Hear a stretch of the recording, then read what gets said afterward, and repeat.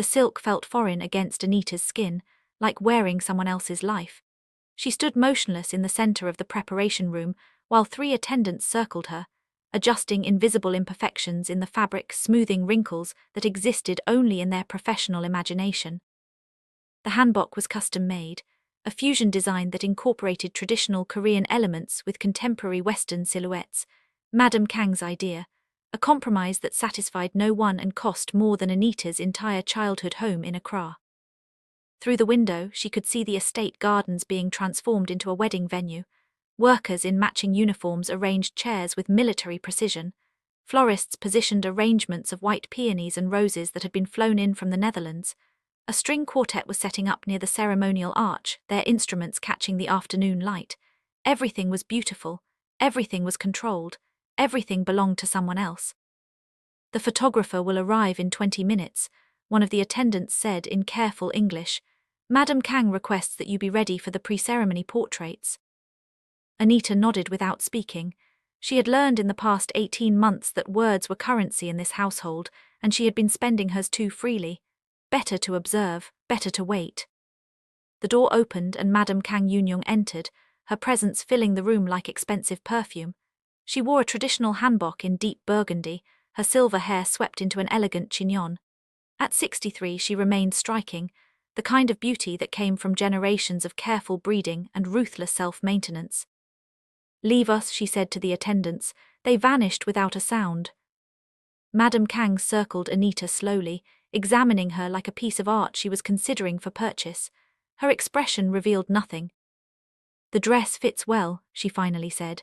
"I was concerned about the alterations, but the seamstress managed adequately."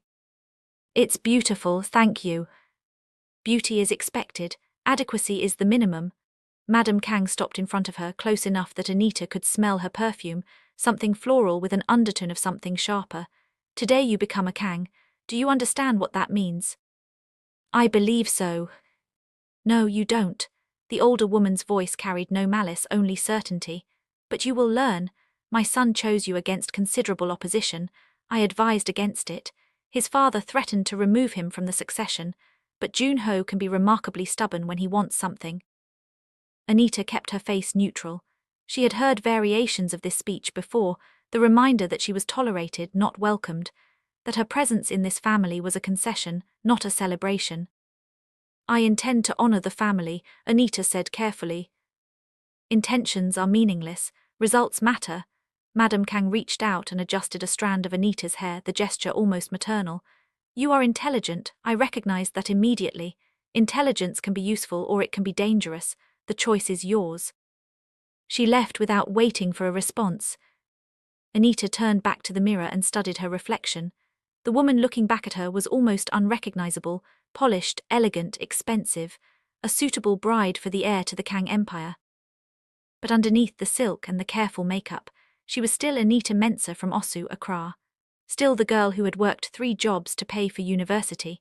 Still the woman who had come to Seoul on a scholarship and stayed, because she fell in love with a man who promised her the world. She wondered now if that promise had ever been real. The ceremony began at 4 o'clock precisely. Anita walked down the aisle on the arm of a Kang family associate. Her own father had not been invited, the official explanation being that international travel was too complicated, the real reason being that a retired schoolteacher from Ghana did not fit the aesthetic Madame Kang had envisioned. 300 guests watched her approach the altar. Politicians, business leaders, old money families, new money climbers. They had come to witness the union of Kang Junho and his unexpected bride, to assess whether the rumors were true, to calculate what this marriage meant for their own positions. Anita felt their scrutiny like physical weight. Junho waited at the altar, handsome in his traditional attire, his expression carefully composed. He was 34 years old, educated at the best schools in Korea and abroad, groomed since birth to inherit his father's empire. When he smiled at her, it was the smile she had fallen in love with, warm, genuine, slightly crooked on the left side. But there was something else in his expression today, something she couldn't quite identify. The officiant spoke in Korean, his words flowing in the formal register reserved for ceremonies and legal proceedings. Anita understood most of it now. She had studied intensively since accepting Junho's proposal, but some phrases still escaped her, sliding past her comprehension like fish through water. She spoke her vows in Korean, the words she had memorized and practiced until they felt almost natural. Junho responded in kind, his voice steady, his eyes never leaving her face. When he kissed her, the guests applauded. Cameras flashed. Somewhere in the crowd, Madame Kang was smiling her public smile, and Chairman Kang was nodding with what might have been approval or might have been resignation. They were married. The reception was held in the estate's grand ballroom, a space designed to intimidate. Crystal chandeliers cast fractured light across marble floors. The tables were set with china that had been in the Kang family for 4 generations. The flower arrangements alone had cost more than most people earned in a year. Anita moved through the room like a diplomat navigating hostile territory. She smiled at the right moments, laughed at jokes she didn't find funny, accepted compliments that felt like assessments. Every interaction was a test, and she was never certain if she was passing. "You're doing well," Junho murmured during a rare moment alone. "My mother is impressed, though she'd never admit it." "Your mother thinks I'm a mistake your family is learning to live with." He flinched slightly. "That's not." "It's fine, I knew what I was walking into." She touched his arm, a gesture of reassurance that felt performative even to her. "I just need to get through today. After today, things will be different, I promise." She wanted to believe him. She had believed him for 18 months, through the secret courtship, the family opposition, the endless negotiations that had preceded this day. She had believed him when he said love was stronger than tradition, that they would build something new together. But promises were easy, keeping them was something else entirely. The evening wore on. Toasts were made, each one more elaborate than the last. The chairman spoke about legacy and continuity, his words carefully chosen to acknowledge the marriage without endorsing it. Madame Kang spoke about family and duty, her smile never wavering even as her eyes remained cool. Anita noticed that no one from her own life had been invited to speak. Her friends from university, her colleagues from the research institute where she had worked before the engagement, all absent. The guest list had been curated by Madame Kang, and apparently Anita's past did not fit the narrative. Around 10 o'clock, she excused herself to use the restroom. The hallway outside the ballroom was quiet, the noise of the reception muffled by heavy doors. She leaned against the wall and closed her eyes, allowing herself a moment of stillness. "You look like you're about to run." Anita's eyes snapped open. A woman stood a few feet away, watching her with an expression of mild curiosity. She was Korean, perhaps a few years younger than Anita, wearing a red dress that stood out against the sea of pastels and neutrals in the ballroom. "I'm fine," Anita said, "just needed some air." The Kang family has that effect on people. The woman smiled, but there was something sharp underneath it. "I'm Lee Sumin, I don't think we've been introduced." The name meant nothing to Anita, but something about the way the woman said it, as if it should mean something, made her uneasy. "Anita, but you probably knew that." "Everyone knows who you are, the woman who captured Kang Junho's heart." Sumin tilted her head slightly. "It's quite a story. The scholarship student from Africa who became a Kang bride, very romantic." "I should get back." "Of course, I just wanted to offer my congratulations." Sumin's smile widened. "And to let you know that if you ever need someone to talk to, someone who understands what it's like to be close to that family, I'm available." She walked away before Anita could respond, disappearing into the ballroom like smoke. Anita stood in the hallway for a long moment, trying to understand what had just happened. There had been something in Sumin's tone, something that felt like a warning or a threat or possibly both. She filed the encounter away for later consideration and returned to her wedding reception. The night ended eventually, as all nights do. The guests departed in waves, their expensive cars forming a procession down the estate's long driveway. The staff began the work of dismantling the reception, moving with practiced efficiency. Junho led Anita upstairs to the suite that had been prepared for their wedding night. Rose petals scattered across white sheets, candles flickering on every surface, a bottle of champagne in a silver bucket. It looked like a scene from a drama, perfect and artificial. Junho closed the door and leaned against it, his composure finally cracking. He looked exhausted, the weight of the day visible in the lines around his eyes. "We did it," he said. "We're actually married." "We are." He crossed the room and took her hands, his grip warm and familiar. I know today was difficult. My family isn't easy, but I meant what I said. Things will be different now. We're partners, equals. Anita wanted to believe him. She searched his face for evidence of the man she had fallen in love with, the one who had pursued her with such determination, who had defied his family for the chance to be with her. Jun-ho, she said carefully, who is Lee Soo-min? The change in his expression was subtle but unmistakable. A flicker of something, surprise perhaps or fear, before his features smoothed back into neutrality. Where did you hear that name? She introduced herself, at the reception. She was here, his voice sharpened. She wasn't on the guest list. Clearly she found a way in. Anita pulled her hands from his grip. Who is she? Jun-ho turned away, running a hand through his hair. The gesture was familiar. He did it when he was stressed, when he was trying to find the right words for a difficult conversation. She's someone from my past, he finally said. Before you, it ended years ago.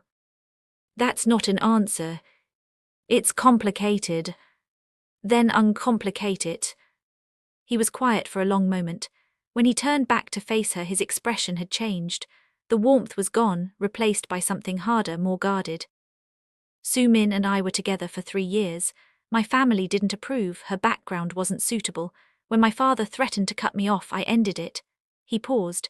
It wasn't my finest moment. And now she's at our wedding. Why?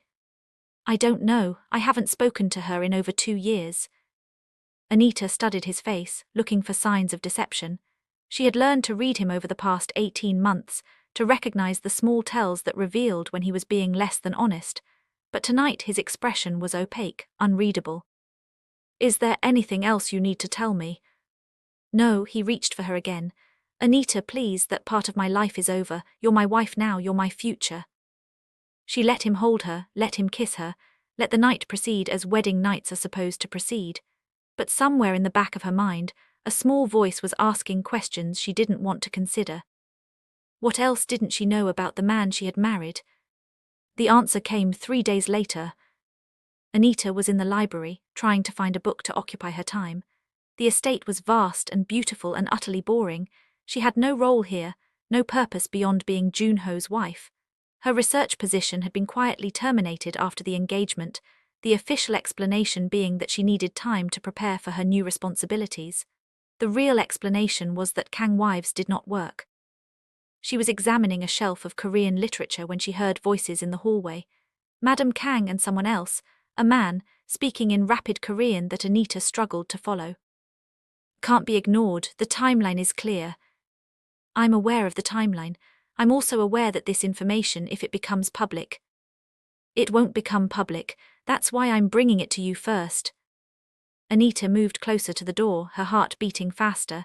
She knew she shouldn't eavesdrop, knew that getting caught would have consequences, but something in the tone of the conversation made her unable to walk away. How certain are you? The tests are conclusive, 3 months are long. Silence, then Madam Kang's voice, colder than Anita had ever heard it. Does my son know? Not yet, she wanted to wait until after the wedding. How considerate of her. Footsteps approached the library door. Anita quickly moved away, grabbing a book at random and settling into a chair. When Madam Kang entered a moment later, she was reading, or pretending to read, with an expression of casual interest. Daughter-in-law, Madam Kang's voice was perfectly controlled. I didn't realize you were in here. I was looking for something to read. I hope that's all right. Of course, the library is available to all family members. She paused. Have you seen Jun-ho this morning? He left early, business meetings, he said. Yes, business. Madam Kang's smile didn't reach her eyes. Dinner is at 7, please be prompt. She left and Anita sat very still, processing what she had heard. 3 months are long, tests conclusive, she wanted to wait until after the wedding. The pieces assembled themselves into a picture she didn't want to see. That night she confronted Jun-ho in their suite. He had returned late, smelling of whiskey and cigarettes, his tie loosened and his expression distant. We need to talk, she said. Can it wait? I'm exhausted. No, it can't. Something in her tone made him stop. He looked at her, really looked at her, for the first time since he'd walked through the door. What's wrong? Lee Soo-min is pregnant. The color drained from his face. For a long moment he didn't speak, didn't move, barely seemed to breathe. How do you know that? Does it matter? Anita's voice was steady, but her hands were shaking. She clasped them together to hide the tremor. Is it true? Anita, is it true? He sat down heavily on the edge of the bed, his head in his hands. When he spoke, his voice was barely audible. Yes. The word hung in the air between them, heavy as stone. When? She asked. 3 months ago, before the wedding preparations started. It was one night, a mistake. I was stressed about the family pressure, about everything, and she reached out and he looked up at her, his eyes wet. I'm sorry, I'm so sorry. Anita felt something shift inside her, some fundamental understanding of her situation clicking into place. She had married a man who had been sleeping with his ex-girlfriend while planning their wedding. She had bound herself legally and socially to a family that had known about this and proceeded anyway. She was trapped. Your mother knows, she said. It wasn't a question. She found out yesterday. She's handling it. Handling it how? I don't know the details. She just told me to let her manage the situation. Anita laughed, a sound without humor. The situation, is that what we're calling it? Anita, please. He stood and moved toward her. I love you, I chose you. This doesn't have to change anything. She stepped back, putting distance between them. It changes everything. It doesn't. Sumin isn't a threat. My mother will make sure of that. And the baby, he hesitated. There are options. Options? The word tasted bitter in her mouth. You mean you'll pay her to make the problem disappear? I mean we'll find a solution that works for everyone. Everyone except the child. He flinched. That's not fair. None of this is fair. Anita walked to the window and looked out at the estate grounds, beautiful and manicured and suffocating. I gave up everything for this marriage, my career, my independence, my connection to my own family, and you couldn't even give me honesty. I was going to tell you. When, after the wedding, when it would be harder for me to leave, after I was legally bound to your family and your name. She turned to face him. You planned this, you and your mother. You knew I would find out eventually, but by then it would be too late. That's not, he stopped, unable to finish the denial. Because it was true. She could see it in his face, in the guilt he couldn't quite hide. They had calculated the timing, managed the information, controlled the narrative. She had been maneuvered into this marriage with the same precision the Kang family applied to their business dealings. She was an asset, an acquisition, a problem to be managed. I want to leave, she said. You can't. Watch me. Anita, his voice hardened. You signed a prenuptial agreement. If you leave within the first 5 years, you get nothing. No settlement, no support, nothing. And the confidentiality clauses. If you talk about family business to anyone, the legal consequences would be severe. I don't care about the money. It's not just about money. My family has resources, connections. If you try to leave, if you try to expose what you know. He didn't finish the sentence. He didn't need to. Anita understood. She was not just trapped by legal documents and financial arrangements. She was trapped by power, the kind of power that could make problems disappear, that could silence inconvenient voices, that operated in spaces beyond the reach of ordinary law. So what happens now? She asked. Now we figure out how to move forward together. He approached her again, more cautiously this time. I know I've hurt you, I know I've broken your trust, but I meant what I said. I love you. I want to make this work. And Sumin, the baby. My mother is handling it. You don't need to worry about that. But Anita was worried.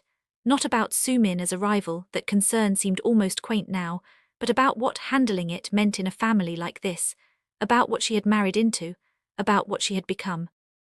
She let Junho hold her that night, let him whisper apologies and promises into her hair. But she didn't sleep. She lay awake in the darkness, staring at the ceiling, thinking about options and exits and the narrow path between survival and surrender. The weeks that followed were an education in control. Anita was not confined to the estate. That would have been too obvious, too easy to challenge. Instead, she was managed. A driver was assigned to take her wherever she wanted to go, but the driver reported her movements to Madame Kang. A personal assistant was provided to help her adjust to her new role, but the assistant monitored her communications. A generous allowance was deposited into an account she controlled, but every transaction was tracked. She was free to move but not free to act, free to speak but not free to be heard. The isolation was gradual and systematic. Her friends from before the marriage found their calls going unanswered, not because Anita didn't want to talk to them, but because her new phone seemed to have technical difficulties whenever certain numbers appeared. Her family in Ghana received carefully edited updates, cheerful messages that bore little resemblance to her actual situation. She was being erased, slowly and methodically, replaced by a version of herself that fit the Kang family narrative. Madame Kang visited her suite one afternoon, 3 weeks after the wedding. She sat in the chair by the window, elegant and composed, and studied Anita with an expression of clinical interest. "You've been quiet lately," she observed. "The staff are concerned." "I'm adjusting." "Adjustment is important, but isolation is not healthy." She paused. "I've arranged for you to join the Women's Committee at the Kang Foundation. It will give you something to do, introduce you to the right people." "The right people?" "People who understand how our world works, people who can help you navigate your new position." Madame Kang's smile was almost warm. "I know this transition has been difficult, but you're a Kang now. That comes with responsibilities but also with privileges. I want to help you succeed." Anita recognized the offer for what it was, not kindness but management. The foundation committee would keep her busy and visible, surrounded by women who would report her behavior back to Madame Kang. It was a gilded leash, but a leash nonetheless. "Thank you," she said. "I appreciate the opportunity." "I thought you might." Madame Kang rose to leave, then paused at the door. "One more thing, Lee Soo-min has agreed to relocate. She'll be leaving Seoul next week. The situation has been resolved." "Resolved how?" "In a way that protects everyone's interests." The older woman's expression gave nothing away. "You don't need to concern yourself with the details. Just know that the matter is closed." She left, and Anita sat alone with the weight of what she'd heard. Resolved, relocated, the matter is closed. She thought about Soo-min, about the baby, about what protecting everyone's interests might mean in practice. She thought about the power this family wielded, the casual way they rearranged lives to suit their purposes. And she thought about herself, about the woman she had been before this marriage and the woman she was becoming. She needed to be smarter, more careful, more strategic. She needed to survive. The foundation committee met every Tuesday in a conference room at the Kang corporate headquarters. 12 women, all wives or daughters of powerful families, all dressed in expensive clothes and careful smiles. They discussed charitable initiatives and fundraising galas, their conversations polished and meaningless. Anita attended every meeting, said the right things, made the right impressions. She learned the social hierarchies, the alliances and rivalries, the unspoken rules that governed this world. She became fluent in the language of wealth and power, the subtle signals that communicated status and intention. And she watched, she listened, she gathered information. The Kang family's influence extended far beyond their legitimate business interests. She learned this gradually, through overheard conversations and careful observation. There were connections to government officials, to law enforcement, to industries that operated in legal grey areas. The chairman's empire was built on more than real estate and technology. It was built on leverage, on secrets, on the ability to make problems disappear. She learned about the family's internal dynamics as well. The chairman was ill, though he hid it carefully. His hands trembled when he thought no one was watching, and he took medications that he kept locked in his private study. Madame Kang was positioning herself for the transition, building alliances, consolidating power. And Jun Ho, her husband, the heir apparent, was caught between them, unable to satisfy either parent's expectations. He came to her less frequently now. The initial guilt had faded, replaced by a kind of resigned distance. They shared a suite but rarely shared a bed. They appeared together at public functions, performed the role of happy couple, then retreated to their separate silences. Anita didn't mind the distance. It gave her room to think, to plan, to prepare. 4 months after the wedding, she found the documents. She had been exploring the estate, testing the boundaries of her cage, when she discovered a study that wasn't on any floor plan she'd seen. It was hidden behind a bookshelf in the library, a cliché that turned out to be true, accessible through a door disguised as a wood panel. Inside, she found files, hundreds of them, organized by date and name, detailing transactions and agreements that would never see official light, financial records that didn't match the public accounts, communications with government officials that suggested corruption on a massive scale, evidence of activities that went far beyond aggressive business practices. She photographed everything she could, her hands trembling, her heart racing. Then she replaced the files exactly as she'd found them and slipped out of the hidden study. She had leverage now, but leverage was only useful if you knew how to use it. The opportunity came 6 months after the wedding. The chairman collapsed during a board meeting, his heart finally failing under years of stress and secrets. He survived, but barely. The doctors said he would need months of recovery, possibly years. His active role in the family business was over. The power vacuum was immediate and intense. Factions formed within the organization, each backing different candidates for leadership. Madame Kang moved quickly, but she faced opposition from the chairman's brothers, from board members with their own ambitions, from rivals who sensed weakness. Junho was supposed to step into his father's role, but everyone could see he wasn't ready. He had the name and the education, but he lacked the ruthlessness, the strategic vision, the ability to command loyalty through fear and respect. Madame Kang needed allies, and she came to Anita. "I know we haven't always seen eye to eye," she said, sitting in Anita's suite with an expression that was almost humble. "But circumstances have changed. I need people I can trust." "You've never trusted me." "No, but I've come to respect you." She leaned forward. "You're intelligent, you're observant, you understand how power works even if you didn't grow up with it. Those are valuable qualities." "What do you want?" "Help me secure the succession. Help me protect this family from the people who would tear it apart." She paused. "In return, I'll give you what you want." "And what do I want?" "Freedom, real freedom, not the illusion of it." Madame Kang's eyes met hers.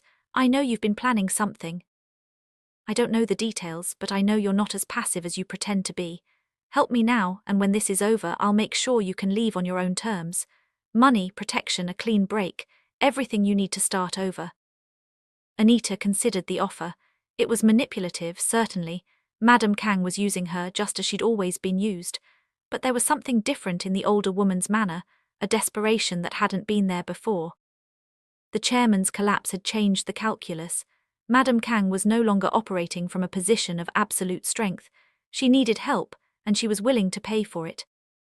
"I want it in writing," Anita said. "The terms of our agreement, witnessed and legally binding." "That can be arranged." "And I want to know everything. No more secrets, no more management. If I'm going to help you, I need to understand what I'm dealing with." Madame Kang was quiet for a long moment, then she nodded. "Agreed." The months that followed were the most dangerous of Anita's life. She became Madame Kang's eyes and ears within the household, gathering information, identifying threats, helping to neutralize opposition before it could coalesce. She attended meetings she wasn't supposed to know about, read documents she wasn't supposed to see, learned secrets that could destroy careers and end lives.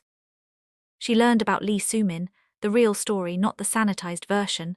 The woman had been paid handsomely to relocate, yes, but she had also been threatened. Her family's business had been targeted, her reputation systematically destroyed. She had left Seoul not because she wanted to, but because staying had become impossible. The baby had been born 3 months ago, a boy, Junho's son. Anita filed this information away, adding it to the growing collection of leverage she was accumulating. She didn't know yet how she would use it, but she knew it would matter eventually. The power struggle within the Kang organization lasted 8 months. When it was over, Madame Kang had consolidated control, sidelining the most dangerous rivals and securing the loyalty of key allies. Junho was installed as the nominal head of the family business, but everyone understood that his mother held the real power. And Anita had kept her end of the bargain. She went to Madame Kang's office the night after the final opposition had been neutralized. The older woman looked exhausted but triumphant, a glass of wine in her hand. "It's done," Madame Kang said. "We won." "We did." Anita sat down across from her. "Now I want what you promised." "Straight to business, I appreciate that." Madame Kang set down her glass. "I've had the documents prepared. Generous settlement, ongoing protection, complete confidentiality on both sides. You can leave whenever you're ready." "There's one more thing." "Oh, Lee Soo-min and the child. Madam Kang's expression flickered. What about them? I want them protected, genuinely protected, not threatened into silence. I want the pressure on her family's business lifted. I want her to be able to live her life without looking over her shoulder. That's a significant request. I've provided significant value. They stared at each other across the desk, two women who had learned to navigate a world that wasn't built for them. Why do you care? Madam Kang finally asked. She's the woman your husband cheated with. Most wives would want her destroyed. I'm not most wives. Anita leaned forward. And I've learned something in this family. Destroying people doesn't make you stronger. It just creates enemies who have nothing left to lose. Soo-min isn't a threat to me. She's a woman who got caught up in something bigger than herself, just like I did. Madam Kang was quiet for a long moment. Then, unexpectedly, she smiled. You really are remarkable, she said. I underestimated you from the beginning. Most people do. I won't make that mistake again. She picked up a pen and made a note on the document in front of her. Agreed, Soo-min and the child will be protected. Is there anything else? No, that's everything. They signed the papers that night. Anita's marriage to Junho would be dissolved quietly, the official story being irreconcilable differences. She would receive a settlement large enough to live comfortably for the rest of her life, along with guarantees of protection from any retaliation. She was free. But freedom, she had learned, was more complicated than simply walking away. The last time she saw Junho was the morning she left the estate. He was waiting in the foyer, looking older than his years, the weight of his new responsibilities visible in every line of his face. So this is it, he said. This is it. I'm sorry, the words seemed inadequate and he knew it. For everything, for the lies, the manipulation, all of it, you deserved better. Yes, I did. He flinched at her directness but didn't argue. What will you do now? I don't know yet. Figure out who I am when I'm not being managed by your family. She picked up her bag, a single bag containing only the things she'd brought with her 18 months ago, everything else she was leaving behind. Maybe go home for a while, see my father. He must miss you. He does. She paused at the door. Junho, the child, your son, don't abandon him the way your family abandoned Soo-min. He didn't ask to be born into this mess. Something shifted in his expression. Pain, perhaps, or the beginning of something like responsibility. I won't, he said, I promise. She didn't know if she believed him, but she had done what she could. She walked out of the Kang estate and into the morning light. The air was crisp and clean, carrying the scent of autumn leaves and distant rain. A car was waiting to take her to the airport, to a flight that would carry her away from Seoul and everything it represented. She didn't look back. The story doesn't end there, of course. Stories never really end, they just reach points where the narrator chooses to stop. Anita returned to Ghana for 3 months, reconnecting with her father, with the life she had left behind. She slept in her childhood bedroom and ate her grandmother's recipes, and remembered who she had been before she became a Kang. Then she came back to Seoul. Not to the estate, not to the family, but to the city itself. She had unfinished business here, not revenge exactly, but something more complicated. She had seen how power worked in this world, how it corrupted and controlled and consumed. She had learned its mechanisms and its weaknesses. And she had ideas about how to use that knowledge. She started small, a foundation focused on supporting immigrant women in Korea, helping them navigate systems designed to exclude them. Legal resources, language training, community building. Nothing that would threaten the Kang family directly, but everything that would chip away at the structures that had trapped her. Madam Kang sent a message after the foundation launched. Not a threat, they were past that now, but an acknowledgement, a recognition that Anita had become someone worth watching. She kept the message, a reminder of where she had been and how far she had come. The work was slow and difficult and often frustrating, but it was hers. Every decision, every success, every failure, all of it belonged to her, not to a family that had tried to own her. She thought sometimes about Junho, about the life she might have had if things had been different, if he had been honest from the beginning, if his family had been less controlling, if she had been less willing to believe in fairy tales. But those thoughts never lasted long. The past was fixed, only the future could be changed. And Anita had plans for the future. She was sitting in her office one evening, reviewing grant applications, when her assistant knocked on the door. "There's someone here to see you. She says her name is Lee Soo-min." Anita set down her papers. "Send her in." Soo-min looked different than she had at the wedding, softer somehow, despite everything she had been through. She was carrying a child on her hip, a boy with Junho's eyes and his mother's determined expression. "I heard about your foundation," Soo-min said. "I wanted to thank you for what you did." "I didn't do it for thanks." "I know, that's why I'm thanking you." She shifted the child to her other hip. "I also wanted to ask if you need any help. I have experience with difficult situations, and I want to do something meaningful with my life." Anita studied her for a long moment. This woman who had been her rival, her replacement, her mirror image in so many ways. They had both been used by the same family, both been discarded when they became inconvenient. They had both survived. "Sit down," Anita said. "Let's talk." Outside the window, Seoul glittered in the evening light, beautiful and dangerous and full of possibility. Somewhere in that city, the Kang family was continuing their endless games of power and control. Somewhere, Junho was learning to be the leader his family needed him to be. But here, in this small office, two women who had been through hell were building something new. It wasn't a fairy tale ending. Fairy tales were for people who hadn't learned how the world really worked. This was better, this was real. And it was only the beginning.